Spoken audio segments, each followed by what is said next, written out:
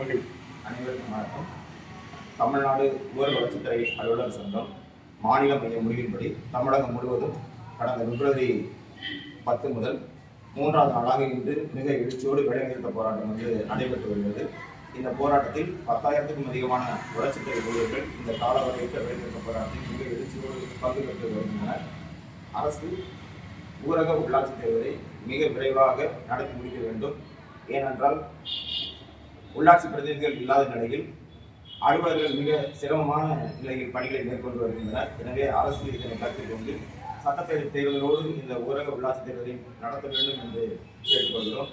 அதேபோல் கலைஞர் வீடு வழங்கும் திட்டத்தில் 2 லட்சம் வீடுகள் கட்டி முடிக்கப்பட்டுள்ள நிலையில் எந்த ஒரு பணியிடமும் வழங்கப்படவில்லை.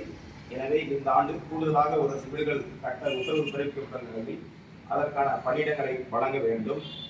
ஊராட்சி செயலர்களை அரசு உறுதியளிக்கப்பட்ட ஓய்வூதிய திட்டத்தில் இணைக்க வேண்டும் உள்ளிட்ட 18 அரசு கோரிக்கைகளை வலியுறுத்தி தொடர்ந்து இந்த வேலைநிறுத்தம் நடைபெற்று வருகிறது. எனவே அரசு அழைத்து மாநில நிர்வாகிகளை பேசாவிடில் அடுத்த கட்ட போராட்டமாக சென்னை பனகல் மாளிகையை முற்றிட முடிவு செய்யப்பட்டுள்ளது. எனவே அதற்கு முன்னதாக அரசு அழைத்து பேசி தீர்வு காண வேண்டும் என்று தமிழக அரசை தமிழ்நாடு ஊரக வளர்ச்சி சங்கத்துடைய சிவகங்கை மாவட்ட மையம் சார்பாக வலியுறுத்தி கேட்டுக்கொள்கிறோம். நன்றி.